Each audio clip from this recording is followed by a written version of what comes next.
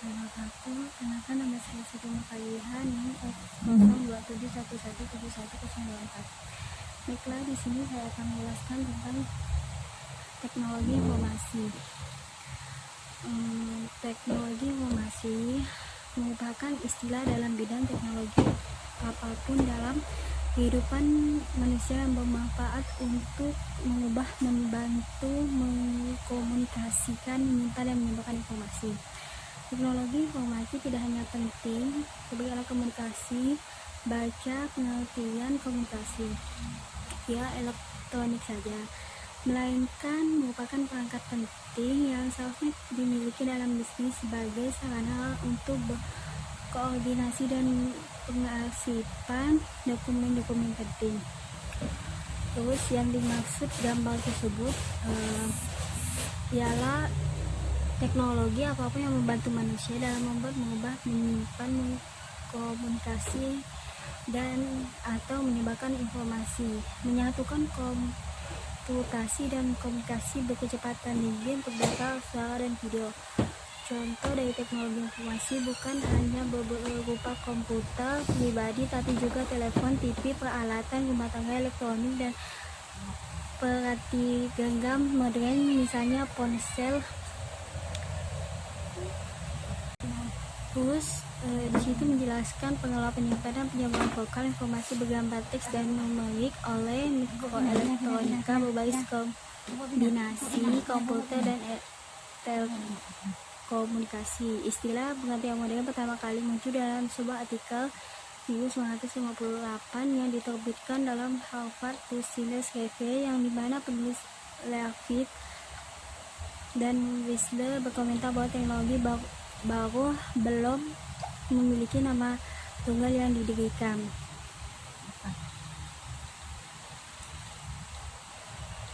Gambar yang kedua ialah pendidikan adalah pembelajaran, pengetahuan, keterampilan, dan kebiasaan sekelompok orang yang diturunkan dari satu generasi ke generasi berikutnya melalui pengajaran, pelatihan, atau penelitian. Pendidikan sering terjadi di bawah bimbingan orang lain, tetapi juga memungkinkan secara otodidak. Oh, mana tahu mama, anda tahu.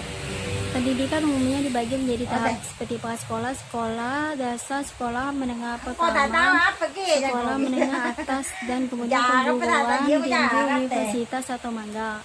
Di situ menjelaskan meskipun pendidikan adalah wajib di sebagian besar tempat sampai usia tertentu, bentuk pendidikan dengan hadir di sekolah sebagian tidak dilakukan, dan sebagian kecil orang tua memilih untuk pendidikan homeschooling, e-learning atau serupa untuk anak-anak mereka, seperti mengajar mereka ketika mereka ada PR atau sebagainya dan lain-lain.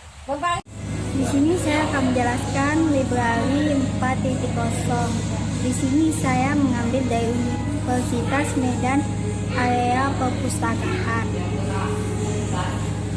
Perpustakaan telah mengalami beberapa kali evolusi dalam berkembangnya. Jika semula perpustakaan berfokus pada koleksi pustaka dan layanan, ini telah bergeser pada nilai tambah dalam buka kurung 0,2015 buka kurung titik. Dunia saat ini menghadapi revolusi industri 4.0 dengan digitalisasi artificial intelligence, Internet of Things, serta big data memainkan peran penting dalam berbagai aspek kehidupan manusia. Perpustakaan Universitas Medan area pun harus mampu beradaptasi, berinovasi, serta berevolusi sehingga tidak terlindas perubahan zaman. Perpustakaan yang akan datang tidak hanya menjadi tempat berkumpul untuk membaca buku atau mencari informasi, namun perpustakaan harus melakukan transformasi perpustakaan di era digital, mulai dari mobil library, library on the wall, hybrid library, hingga pustaka dalam game. Keberadaan kecerdasan buatan atau artificial intelligence, AI, big data, Internet of Things, layanan berbasis cloud, dan alat-alat cerdas sebagai ciri dari revolusi industri 4.0 akan membuat banyak perubahan dunia pendidikan. Greval Motrical and Levy 2018, akibatnya pengelola perpustakaan di berbagai belahan dunia menebak-nebak terbosan. Berikutnya yang harus dilakukan, hal tersebut tidak ada yang salah, hanya saja melihat kebutuhan nyata yang ada di dalam dunia pendidikan. Justru harus menjadi fokus dalam pengembangan perpustakaan. Teknologi informasi dapat terwujudkan apabila kebutuhan dan solusi yang dirancang sudah mulai terbentuk. Nah, untuk itu Perpustakaan Universitas Medan Area harus berinovasi dengan menghadirkan literasi informasi berbasis digital seperti OPEC, repositori, dan website perpustakaan yang mudah diakses oleh pemustaka juga bisa menjadi tempat untuk menemukan informasi yang lebih banyak bagi pemustakanya. Selain itu, perpustakaan juga telah menghadirkan portal library terintegrasi yang kemudian disebut Smart Library UMA yang memudahkan pengguna untuk memulai akses atau memanfaatkan perpustakaan di Universitas Medan Area. Dengan menjadi perpustakaan yang inovatif, perpustakaan akan selalu hidup, memberikan informasi baru dan menghasilkan nilai tambah bagi orang-orang di sekitarnya, serta menjadi paru-paru pengetahuan di dunia pendidikan, khususnya di Sivitas Akademika Universitas Medan Area.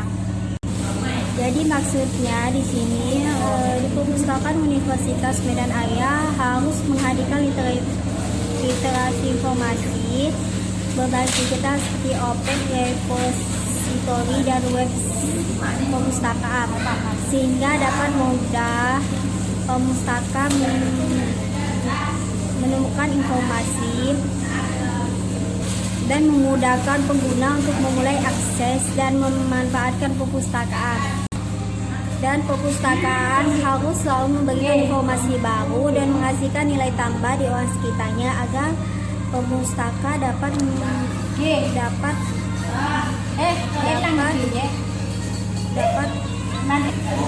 menemukan informasi.